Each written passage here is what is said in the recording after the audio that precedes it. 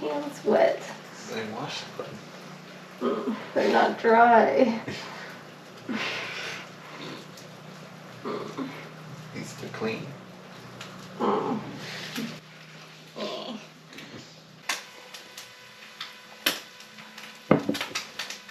Good morning and welcome to my first vlog. So I just got up and I'm feeling really groggy and tired, but I had some water and I'm gonna have some breakfast soon, maybe do some morning movement. And my fiance Steven and I are going to the climbing gym today to work out. So what are you doing? What? He was supposed to come and give me a side hug, but instead he just walked behind me and patted me on the shoulder. Okay, so I will talk to you after I have breakfast and look more presentable.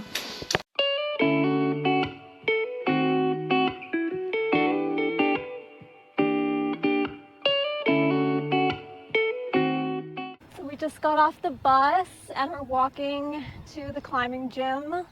We had a lovely chocolate, protein, and blueberry oat cake. I call them oat cakes, but they're essentially baked oats that are made in the microwave, so I can't really call them baked. So oat cake is the name that we go with. We had that for breakfast and some turkey bacon. And on the bus, we had our pre-workout shake. And so yeah, today is a biceps and back focus day, as well as mobility and working on some yoga asana drills. And of course, some rock climbing to finish off the workout. One of the ways that my autism presents is that I need routines in my life in order to function. And after experiencing severe autistic burnout before I dropped out of teachers college a couple of years ago, I developed a routine to kind of help me recover, and I've been sticking to that routine ever since. And so every Friday, today's a Friday, Steven and I have this same workout, and I mean obviously I've like changed it over time, but the routine is still pretty much the same. And a lot of people often tell me like, oh, you're so motivated to get out of bed in the morning and you should be so proud of yourself to actually follow through with working out so consistently. But honestly, if I didn't, I would probably have a meltdown, and I have in the past. Like, changes to my routine need to be organized well in advance, or I have a really hard time handling it. So it's like, I need to get out of bed and have my routine, otherwise I won't be regulated for the rest of the day. And I feel like people who don't, even other autistic people who don't have the same relationship with routines that I do, just don't understand that. But, well, yes, it helps me stay consistent. It's also like a huge struggle if I have to change my plans or if something happens and I can't stick to the plan. So it's also disabling in that way. So, I don't know. Anyway, we're gonna go climb and I'll show some of my workout.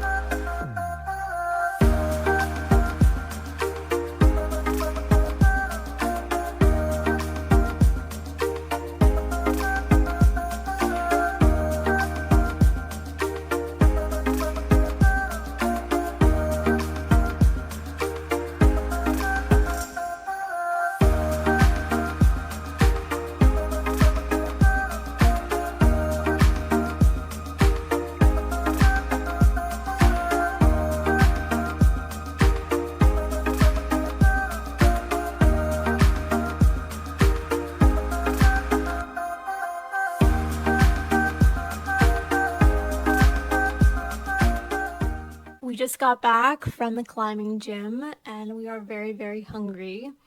We're going to have some homemade chicken parm and homemade garlic bread and a homemade Caesar salad for lunch. Very excited about that. We also had that for dinner last night and it was amazing. And then Steven has to go to work later and I'm gonna go to my mom's place for the weekend.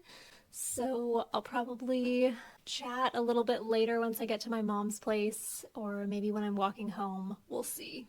Alright, so I'm back at my mom's place and I just had a quick little afternoon snack and I wanted to have a chat about autistic burnout and starting a business because it's important to me to be real on here and not pretend like being a neurodivergent entrepreneur is easy, because it's really not easy. So I want to have a little chat about that. Say hello to Dewey. So to give a little context, I dropped out of teachers college in April of 2022 after completing 1 year of the 2-year program because of autistic burnout, and well, that was the main reason. I can get into that in another video, but no, don't be messing up, Mama's filming. What was I saying? So yeah, I dropped out after the first year because I could not complete it. There were other reasons involved, but the main reason was I just literally physically, mentally, emotionally could not finish the program, and I was not in a good place. I was really struggling, and so I made the decision to withdraw from the program. And at the same time, I also made the decision to pursue becoming a yoga teacher because it was something that I had wanted to do for a really long time, and I kind of realized that pursuing working for myself and running a business was the only way that I was going to have a career that worked for me. But I had no idea what I was getting into, and I had no idea how hard it was going to be. So fast forward to October of 2023, I finally got certified as a yoga teacher and had decided that I wanted to not take the traditional route of, teaching in-person classes, that I wanted to do something online, and I wanted to teach beyond just yoga because I have a background in fitness and strength training, and it is my biggest passion. Just movement in general is my biggest passion. So being able to channel that passion into my career path and into something that I can help others with just is the right path for me. So I started building my online business. By started, I mean I made the first few steps towards it back in October, and I am barely even it's barely even taken off. When this video comes out, I probably will have launched the waitlist for my online movement studio, but that's literally as far as I've gotten. I am not making any money from this business yet, and it has been extremely stressful, overwhelming, difficult. There's been a lot of struggles along the way, and I know that exists. Those struggles exist for everyone. Oh my god, did I really just say that? I know that those struggles exist for everyone who becomes an entrepreneur, but when you're neurodivergent, when you're recovering specifically from autistic burnout and barely being able to take care of yourself as a functioning human, and then you're trying to put energy into something that's really confusing, overwhelming, and requires a lot of new skills and knowledge that you have never learned before, it's really, really difficult.